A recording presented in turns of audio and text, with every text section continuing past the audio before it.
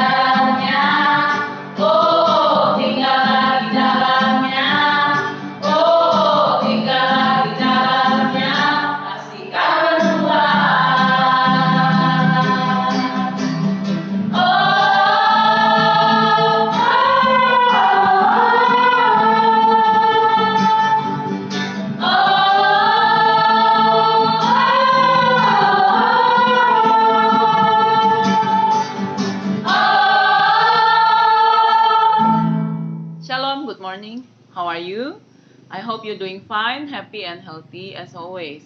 Sebelum kita masuk ke dalam aktivitas kita lebih dalam lagi, mari kita mendengarkan firman Tuhan. But before that, let's fold our hand and close our eyes and we pray together. Heavenly Father, we thank you for the chance we are still able to listen to your word. Please bless us and help us to understand what we are going to read. In Jesus' mighty name we pray. Everybody say, Amen. Mari buka Alkitabnya students di dalam Yohanes 15 ayat yang ke-7. Yohanes 15 ayat yang ke-7.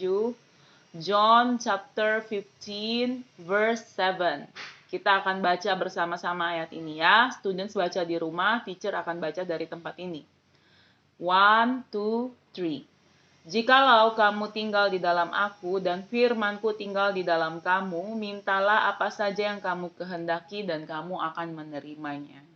Nah, students, firman Tuhan berkata kepada kita bahwa kalau kita tinggal di dalam Tuhan, kemudian firman Tuhan tinggal di dalam kita, maka kita bisa minta apa saja yang kita kehendaki dan kita akan menerimanya karena Tuhan memberikan kepada kita. Apa artinya firman tinggal di dalam kita? Kalau firman Tuhan tinggal di dalam kita, berarti bukan hanya kita mendengar firman setiap hari. Nah, student kan setiap hari mendengar firman, minimal dari morning blessing yang kita lakukan sama-sama ya. Setiap teacher menyampaikan firman yang berbeda-beda setiap harinya, dan students mendapatkan blessing dari itu. Kalau firman itu tinggal di dalam kita, bukan berarti kita hanya terima saja, tetapi juga kita harus bisa melakukan firman itu.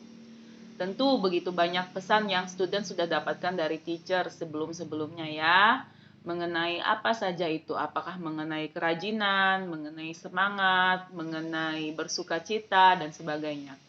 Bukan sampai firman itu di telinga kita, tetapi firman itu harus kita lakukan. Itu artinya firman itu tinggal di dalam kita. Sebab firman Tuhan mengatakan kepada teachers dan kepada students pagi hari ini, kita hanya akan mendapatkan apa yang kita doakan kalau firman itu tinggal di dalam kita. Mengapa?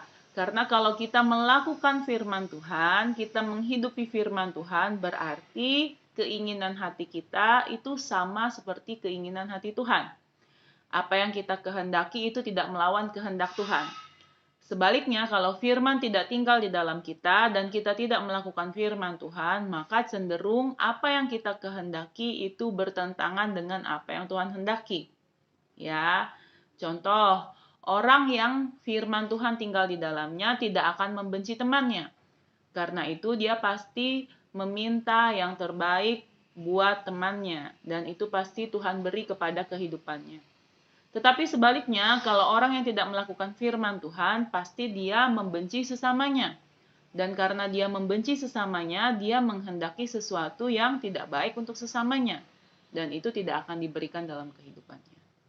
Oke, students, jadi sekali lagi, mari kita tinggal di dalam Tuhan. Firman Tuhan tinggal di dalam kita melakukan firman Tuhan, supaya apa yang kita kehendaki sesuai dengan isi hati Tuhan, dan kita akan menerimanya karena Tuhan yang memberikan kepada kita. Let's pray together. Terima kasih Tuhan untuk firman-Mu. Tolong kami supaya kami boleh melakukan firman Tuhan dalam kehidupan kami, sehingga kami tinggal di dalam Tuhan dan firman-Mu tinggal di dalam kami.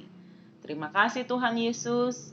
Inilah doa anak-Mu di dalam nama Tuhan Yesus Kristus. Haleluya. Amin. Oke, students, tetap semangat, semangat belajar, semangat mengumpulkan tugas, semangat ujian, semangat. Tuhan Yesus memberkati. Bye-bye.